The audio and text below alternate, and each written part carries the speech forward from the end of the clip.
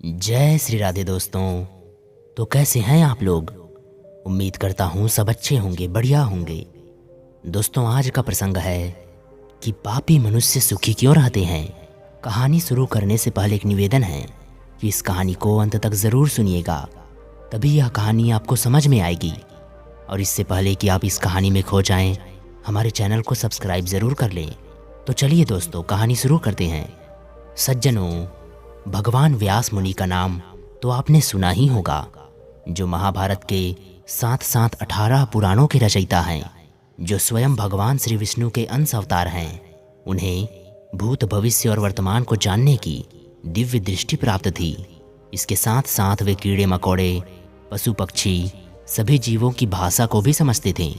एक बार की बात है, भगवान व्यास जी कहीं जा रहे थे तो रास्ते में उन्होंने एक कीड़े को बहुत तेजी से भागते हुए देखा। व्यास मुनि ने उस कीड़े को उसी की भाषा में पूछा कि क्यों भाई, तुम इतनी तेजी से क्यों भागे जा रहे हो? तुम पर क्या विपत्ति आने वाली है? तो कीड़ा कहने लगा, हे मुनिवर, मैं इसीलिए भाग रहा हूँ क्योंकि एक बहुत बड़ी बैलगाड़ी इधर ही आ रही है, कहीं वो मुझे कुचल ना दे। इसीलिए मैं अपने प्राण बचाने का प्रयास कर रहा हूँ। अपने प्राण तो सभी को प्रिय होते हैं ना जी। व्यास मुनि कहने लगे, हे भाई, तुम तो त्रियक योनि में जन्मे हो, तुम्हारे लिए तो मर जाना ही सौभाग्य है। मनुष्य आदि मृत्यु से डरे तब तो ठीक है, तुम्हें तो इस कीट शरीर को छोड़ने का इतना भय क्यों है? कीड़ा कहने लगा, हे महर्षि, मुझे मृत्यु से भय नहीं है। मैं तो यह सोचकर भयभीत हूँ कि मुझसे भी अधिक और भी अनंत कोट की योनियाँ हैं। मैं कहीं मरकर उन योनियों में ना चला जाऊं। व्यास जी ने कहा, हे कीट, तुम भय ना करो। मैं तुम्हें जब तक मनुष्य शरीर में ना पहुंचा दूंगा, तब तक तुम्हारा जन्म जितनी भी योनियों में होगा, मैं तुम्हें उन योनियों से छुटकारा दिलाता रहूंगा। सज्जनों, व्यास मुनि के इस प्रकार समझाने पर वह कीड़ा फिर से मार्ग में लौट आया और बैलगाड़ी के पहिए से दबकर मर गया। मरने के बाद उसे कौवा की योनि में जन्म मिला। कौवा के बाद उसे सियार योनि में जन्म मिला। वह जब जब जहाँ जहाँ पैदा हुआ, व्यास मुनि ने जाकर उसे उसके पूर्व जन्म का स्मरण करा दिया, जिससे वह उस योनि से अतिशीघ्र मुक्त हो गया।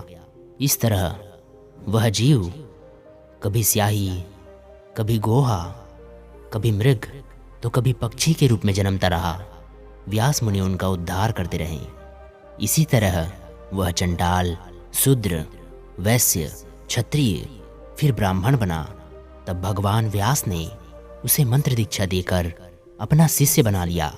उसे चारों वेदों का ज्ञान हो गया।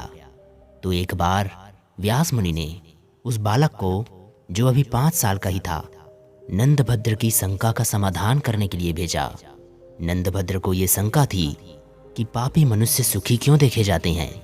बंधुओं, तभी उस बालक ने नंदभद्र के प्रश्न का समाधान इस प्रकार से किया, जो कि उनका प्रश्न था कि पापी मनुष्य सुखी क्यों रहते हैं।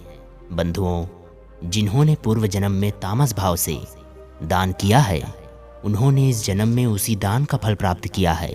कहते हैं, तामस भाव से जो दान किया जाता है, उसके कारण ही लोगों का धर्म में अनुराग नहीं होता। इसीलिए वे ही लोग पापी तथा सुखी देखे जाते हैं।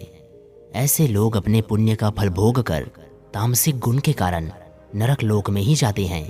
इस बात में तनिक भी संदेह नहीं है। सज्जनों, इस संसार में 4 प्रकार के मनुष्य पैदा होते हैं। पहला वह जिसके लिए इस लोक में सुख सुलभ है, परंतु परलोक में नहीं। दूसरे वो जिन्हें परलोक में सुख मिलता है, पर इस लोक में नहीं। तीसरे वो होते हैं जो इस लोक में भी सुखी रहते हैं और परलोक में भी। चौथे वे होते हैं जिन्हें ना ही इस लोक में सुख मिलता है और ना ही परलोक में। सज्जनों, जो लोग पिछले किसी पुण्य से इस लोक में सुखी रहते हैं, वो उस सुख के आनंद में नए पुण्य उपार्जित नहीं करते। उनके लिए वह सुख केवल इसी लोक में रहता है, परलोक में नहीं मिलता। कुछ लोगों के पूर्व जन्म के पुण्य तो नहीं होते, फिर भी वे तपस्या करके नए पुण्य उपार्जन कर लेते हैं। ऐसे लोगों को इस लोक में सुख नहीं मिल पाता है, तो वे परलोक में सुखी रहते हैं। तीसरे वे लोग होते हैं जो पिछले जन्म के पुण्य से इस लोक में सुखी रहते हैं और इस जन्म में नए पुण्य उपार्जन भी कर लेते हैं, जिसके कारण परलोक में भी वे सुखी रहते हैं। ऐसे मनुष्य तो बहुत कम होते हैं जो इस लोक में भी और परलोक में भी सुखी रहते हैं। चौथे वे लोग होते हैं जिनका पिछला भी कोई पुण्य नहीं है और आगे भी कोई पुण्य उपार्जित नहीं करते, इसीलिए वे लोग यहाँ भी दुखी रहते हैं और परलोक में भी दुखी रहते हैं। इस तरह उस बालक ने नंदभद्र के प्रश्न का समाधान कर दिया। सज्जनों, वही बालक अगले जन्म में कुसारु और मित्रा का पुत्र हुआ जो महर्षि मैत्री के नाम से प्रसिद्ध हुए।